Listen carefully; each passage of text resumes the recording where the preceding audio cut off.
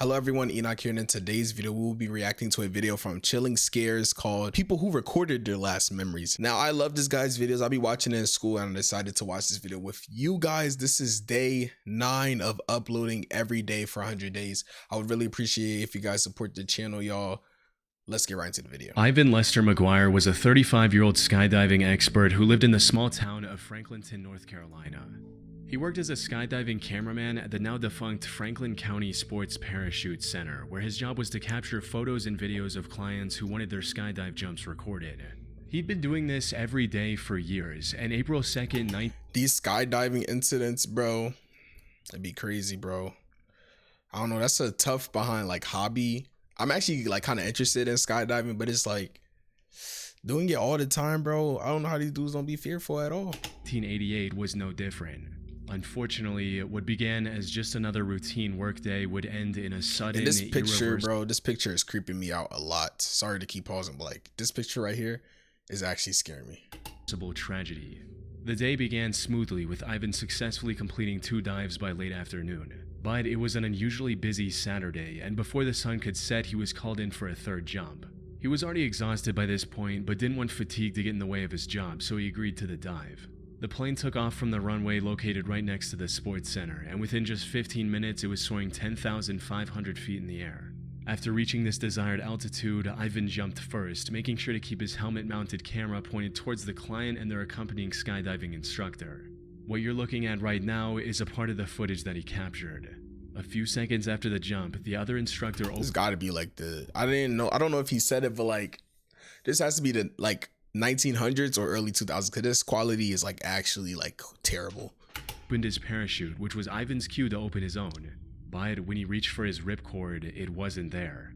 Panic set in as he frantically disregarded getting a good shot and searched his body for the ripcord, hoping it was just stuck somewhere. And that's when he made the horrifying discovery. He wasn't wearing a parachute at all. And since the other instructor had already opened his parachute, he couldn't help Ivan in any way either. After realizing his situation, the only words that came out of Ivan's mouth were, "Oh my God, no." The footage then became blurry as Ivan sped up to 150 miles per hour, or over 240 kilometers per hour. He crash-landed in a wooded area near the runway and likely passed away the instant he hit the ground. When rescue workers found his body, his camera equipment and the VHS tape he was recording on were broken into multiple pieces.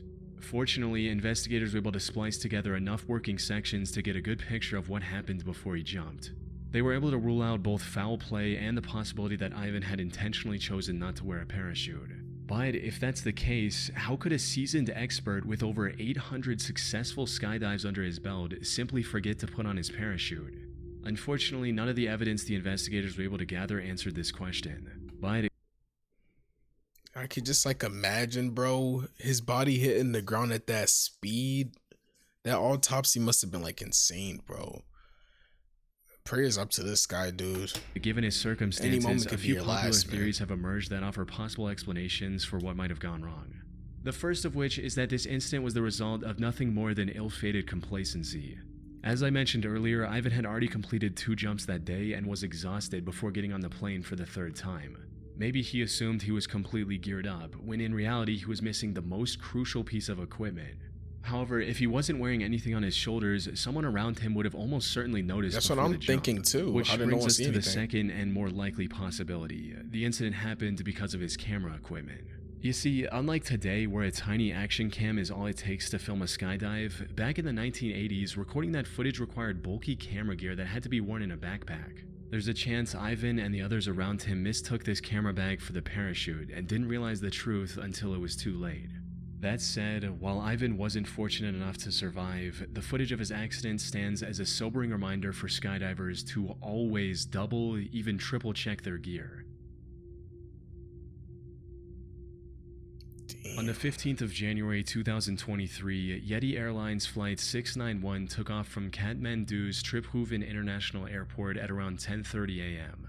It was a domestic flight headed for the Pokhara International Airport, located roughly 124 miles or 200 kilometers west of the takeoff location. Things started off just as everyone hoped, with the plane crashes, bro, is something that like that's one of the scariest ways to die, bro. You have just no control and you're just, even I want to be a pilot myself, bro. Just thinking about that is actually crazy. It's like, there's not much you can do, especially as a passenger. At least a pilot, like, you could try to save it if it's possible, but like, it's crazy. Taking off, climbing, cruising, and even descending without any issues. And as it was about to land at the Pokhara airport, one of the passengers started live streaming on Facebook from within the cabin. This passenger was a 25-year-old Indian man named Sanu Jaiswal. He was an adventurous young man who loved nothing more than exploring new places with his friends and experiencing their beauty firsthand. This time he had traveled to Nepal as a tourist with 3 of his close friends, and after enjoying Kathmandu to its fullest, the 4 of them were headed to Pokhara to experience paragliding. He was excited for the upcoming adventure and wanted to share this moment with his entire social circle, which is why he started streaming. What none of his viewers knew, however, was that this was going to be the last time they would see Sanu alive. Because just a minute after he started streaming, the situation took a terrifying turn as the camera became disoriented and the laughter turned to screaming.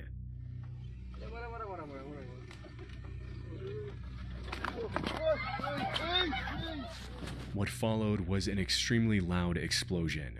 Somehow the phone stayed intact and continued streaming everything to Sanu's friends and family. But all they could see at this point was nothing short of horrific, with the entire camera feed getting covered in raging flames, and worst of all, the screaming suddenly coming to a halt.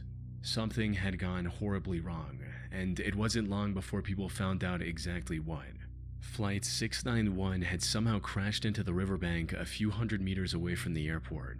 The crash also caused the remaining fuel to ignite, so by the time the rescue workers arrived on the scene, there was nothing left. The crash and the resulting fire had taken the lives of the 4 crew members and the 68 passengers. Sanu was among these casualties, as he unknowingly recorded his own final moments with no idea of the tragedy that was about to unfold. The only silver lining in this accident was that the plane barely missed the populated area right next to the river, which would have likely doubled if not tripled the losses. As for how things went so horribly wrong when the rest of the flight had been relatively smooth, a months-long investigation concluded that it was— I'm going on the plane in 1 week and this is kind of scaring me, I can't lie, bro. Mostly due to human error. You see, the flight was originally supposed to land on runway 30, but for some unknown reason the pilot requested to land on the indirect runway 12. Now, the co-pilot Anju Kariwada was under training at the time, so it's possible the pilot requested the alternative route to teach her how to land at an awkward angle. Unfortunately, while the plane was turning, she misinterpreted a command and accidentally switched both engine propellers to the feathered position. This resulted in the engine stalling, the plane losing control, turning over, and crashing into the riverbank. Oh, that's the crash? Put simply, a single unfortunate mistake cost the lives of dozens of people and uprooted the— Yeah, man, a beginner pilot, can't really blame her all the way she did it. She probably didn't know, man. It's a mistake. That's crazy, though. Lives of hundreds of family Now, that members. mistake could really cost a lot of people their life, bro. On June 16, 2013, 29-year-old Yevgeny Titov noticed a demolition happening near his work in Lipetsk, Russia. He was on his lunch break and had plenty of time to admire the work being done, so he took out his phone and started recording the demolition. Unfortunately, watching this demolition was about to become the worst decision of his life. Now, I should mention that Yevgeny was being as cautious as he could. An explosion He was about to standing happen? at least twice as far from the building being destroyed as the 2 men in front of him. Yevgeny was also standing off to the side, since given the demolition method, the debris looked like it was going to fall towards the excavator. Tragically, that is not what happened. As the excavator pulled the wall beyond its tipping point, it didn't detach cleanly and rotated mid-air, sending massive bricks and other debris hurling towards— Shit. And only a little bit of it even broke off in the first place. Yevgeny. And while the men standing nearby were nearly missed, Yevgeny wasn't so lucky. He was thrown to the ground by the guy flying recording, debris, with the impact leaving him critically wounded while others rushed over to help. Paramedics were called and rushed him to the hospital. Sadly, it was too late. Yevgeny had suffered multiple complex fractures, damaged organs, and serious brain trauma. He passed away shortly after reaching the hospital, leaving his wife and 3-year-old daughter behind. All because he wanted to watch a building being demolished from what he— Yeah, I'm not doing that shit now. I feel like I would be the type of person that would actually want to go sit there and watch that. But like the way that dude in the front was able to dodge it, kudos to him, bro.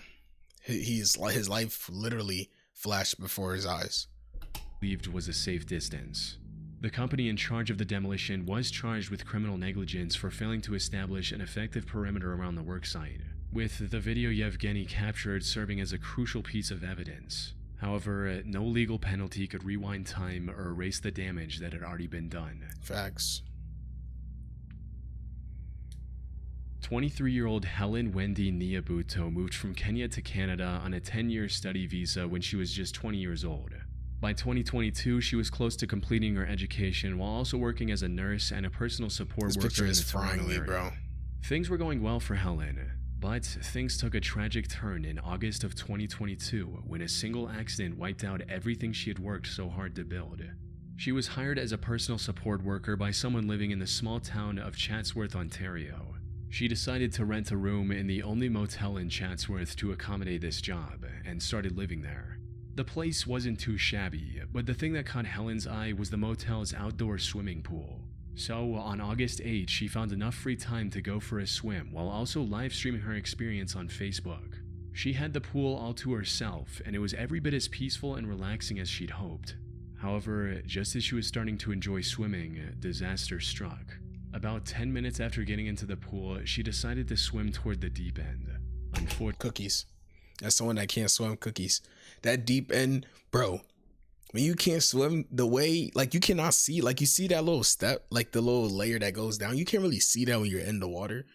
So when you just step and your feet just leave the floor, bro, you know you're cooked, bro. Especially by yourself like that. Fortunately, just seconds after entering the deep end, she lost control and began drowning. She desperately called for help with the little air she had left. Tragically, there was no one to hear her. After struggling in the water for nearly a minute, Helen lost the fight and passed away just outside the range of her phone's camera, which continued streaming everything live on Facebook. Her last words stating, "Let me enjoy some water," took on a much darker meaning as her live viewers waited for someone to notice Helen. However, she remained unnoticed for nearly 3 hours until 2 other guests finally arrived at the pool and made the heartbreaking discovery. 3 hours before y'all realized? Come on, dog. It took y'all 3 whole hours. Nobody thought about her for 3 whole hours, dude. While the live stream was still going, but these guests couldn't even believe what they were looking at first. Why is there just a dead person in the line? I know, that scared the shit out of me when I got in. I think it's a poodle or something. That looks so realistic. I know. I got in and I was like, is it somebody? Walk over there. Just walk over there. Like, what if it's actually somebody dead? Yeah, y'all should actually check. That looks way too real. They eventually realized the truth and immediately contacted the motel management. By the time someone checked on Helen, it was a motel pool, and she was long gone. The live stream helped prove that this was nothing more than a terrible accident, though yeah, and it's like, you can't have a motel pool with no lifeguard, bro. You should at least have a lifeguard there, or don't let people go in the water when there's not a lifeguard, because situations like this happen, bro. That did little to and she probably could have possibly been saved if someone found her sooner. But 3 hours, yeah, it was no chance at all. Blow for her family. As her father stated, "I watched the video, I cried, it's terrible." What made the tragedy even more devastating was that Helen was the sole breadwinner for her family. Ooh. Without her, they couldn't even afford to bring her body home to Kenya. Fortunately, when the story made headlines, the internet came together and raised over 66,000 Canadian dollars to cover her funeral expenses and help her family in their time of need, giving a somewhat bright ending amongst an absolutely tragic situation. Yeah, that's actually sad, man. Armin Schmieder was a 28-year-old Italian man with a love for extreme sports. He originally started with skydiving and performed countless jumps across Europe. But as time went on, he started getting bored of skydiving and wanted to try something even more extreme. So, sometime in 2015, he switched from skydiving to wingsuit base jumping. What the fuck is Learning a that? brand new sport, especially one as dangerous as wingsuit base jumping, was quite risky. But Armin managed to pull through and became quite proficient at it in just 1 year. What he didn't know, however, was that his luck was about to run out. On the 26th of August 2016, Armin climbed to the summit of Mount Kangersteg in the Swiss Alps. On this day, he wanted to livestream his adventure, which started with him putting on the equipment and getting ready for the jump. But since he didn't have any streaming-capable action camera or a secure mount for his phone, he came up with an alternative solution, where once he was fully geared up, he told his viewers, "Today you fly with me," and put the phone in his pocket. All his viewers could see now was the darkness inside of his pocket, with some light bleeding through the fabric. But the audio was still clear enough to understand what was going on, like Armin counting down and making the jump. 2, 1.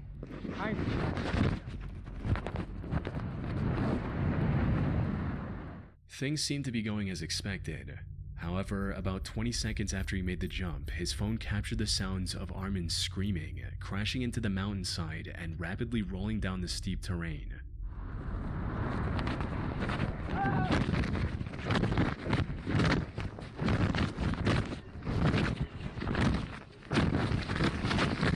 Damn.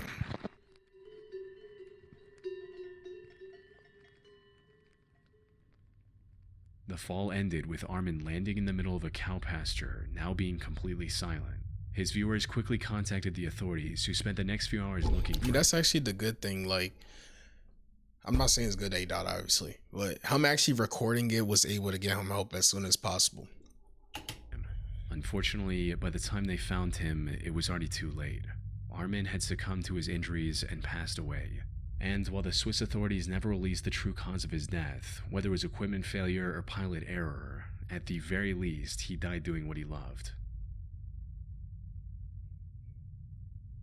Tevye Pustio was a 29-year-old pop singer in Romania. He was described as one of Romania's rising music stars and was building a bigger following with each passing year. Unfortunately, before he had the chance to make it big, his career was abruptly cut short on August 15, 2020.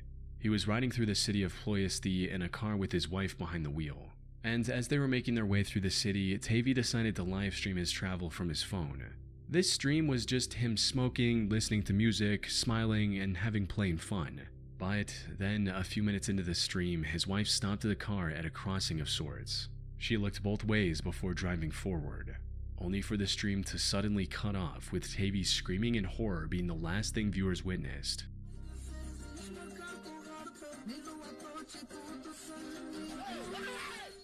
As it turned out, the two were crossing a railway line, and while his wife did look both ways, she somehow missed the train barreling towards them.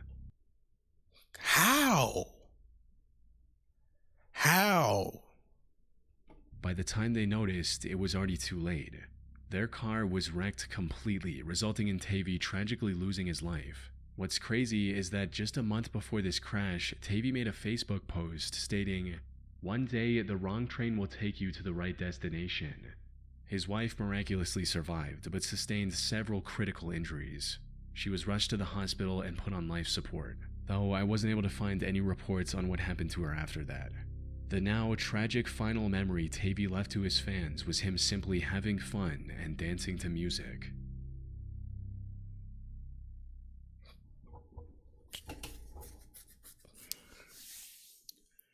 This video was crazy, bro.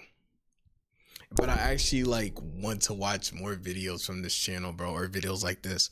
And I hope you guys enjoyed this video as well. Maybe we should do more horror reactions if you guys are into that. I hope you guys enjoyed this video. Please like and subscribe and comment for more videos from me. It's Enoch out. See y'all in the next video, y'all. Peace out.